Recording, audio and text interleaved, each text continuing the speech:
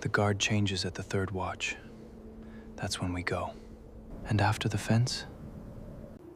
After the fence, we walk like men, who belong wherever we're standing. All the way to Yugoslavia if we have to. A year earlier, his hardest decision had been which poem to send to a magazine in Poznan.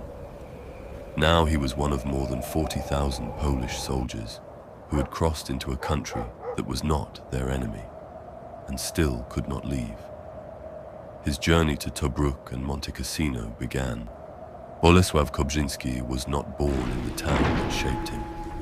He was born in Osterfeld, a mining settlement in Germany, to Polish parents who had fled the Wielkopolska countryside before his birth, afraid of a war that had not yet arrived. Not until he was 5 did the family finally cross back into a Poland that had, by then, regained its independence and settled in Trzemeszno. It was a small town.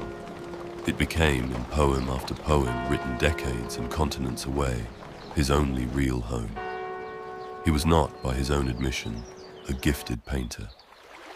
That belonged to his closest friend, a boy named Klemens Kwapiszewski, who taught him to really look at the town they grew up in.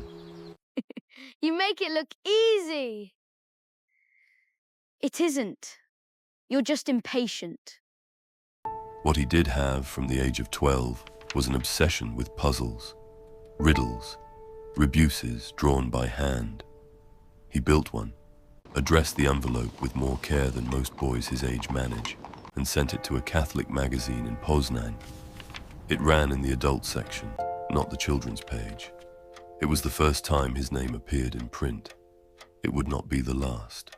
He trained as a teacher in Wągrowiec, and it was there, in a school magazine called Our Life, that his first real poems appeared. Nothing about his education had come easily.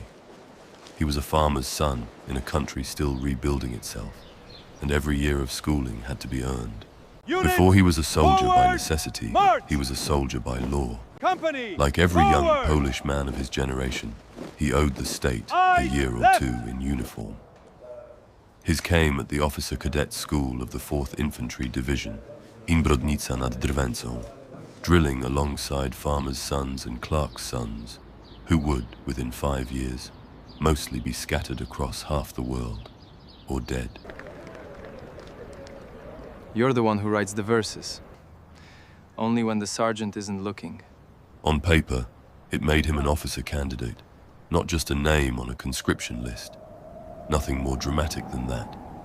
Not yet. Only after finishing his service did he find the people who would define him as a writer. A circle of poets who called themselves the authentists, who believed a poem earned its truth from a life actually lived, not invented at a desk in Warsaw or Krakow. By then, he was teaching in a village out in Polsce, far to the east, the profession that would remain his identity, on paper at least, right up until the war took it from him. In 1938, his first published poems appeared under that banner. He did not know it yet. He had 1 year left to write as a civilian. When Germany crossed the border, Kobrzyński was attached to the garrison command at Rzeszów, in Poland's southeast. Within 3 weeks, the country was fighting a war on 2 fronts it could not win. Germany from the west, the Soviet Union invading on the 17th from the east. There was no line left to fall back to inside Poland. So, like tens of thousands of other soldiers, he fell back across the only border still open, into Hungary. Hungary had not declared war on Poland.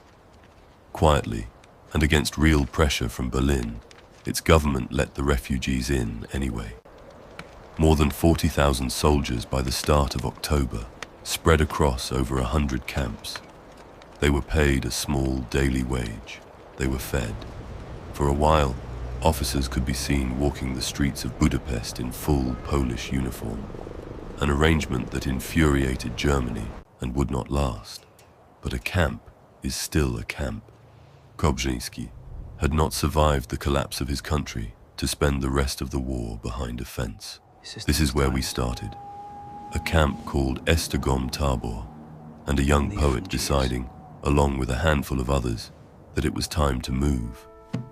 There was a network for this, quietly run out of the Polish legation in Budapest, forged travel papers, French transit visas, cover stories about seasonal farm work, a train south toward the Yugoslav border. It worked for months, until Hungary, under German pressure, invalidated the legation's paperwork that November.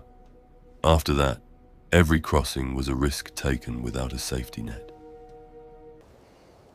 Third watch. Now. He made it across.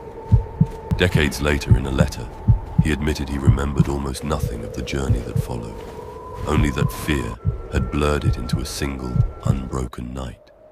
Through Yugoslavia, then aboard a Polish ship called the Warsaw to Lebanon, then finally Syria. He was not alone.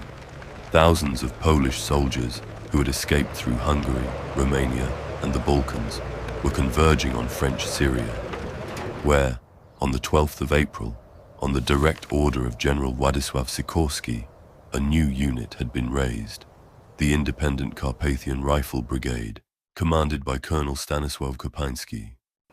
It was built on a French model, with French supply tables, and at first, more horses than trucks. It was designed for a war that everyone still assumed would be long, conventional, and fought alongside an intact French army. That assumption lasted 8 weeks. In June 1940, France surrendered. Overnight, the Polish brigade training in the Syrian desert found itself inside the territory of a government that had just made peace with the enemy it was raised to fight. The French commander in the Levant, General Mittelhauser, gave the order. France has made its peace, Colonel Kobrzyński. Every unit under my command lays down its arms, yours included. With respect, General, my orders don't come from a government that surrendered. They come from one that hasn't, and doesn't intend to.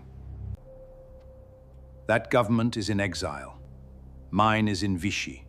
Mine is the one standing in front of you. Then we'll see which of us is still standing in a year. It was a standoff that could have erased the brigade before it ever fired a shot in anger. Instead, in the tense weeks that followed, Kobrzyński's men marched out of French jurisdiction into British-controlled Palestine. Weapons intact, formation intact.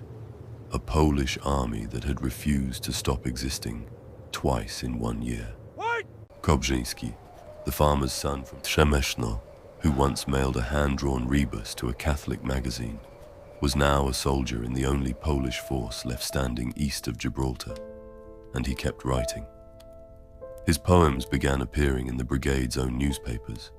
Goniec Karpacki, Ku wolnej Polsce, A Soldier's War, reported by a soldier who happened to also be a poet. By the end of 1940, the brigade was training in the desert outside Cairo, waiting for orders that hadn't come yet. Nobody drilling in that heat knew the name of the port city where they would make their reputation, or the price it would cost them. It was called Tobruk.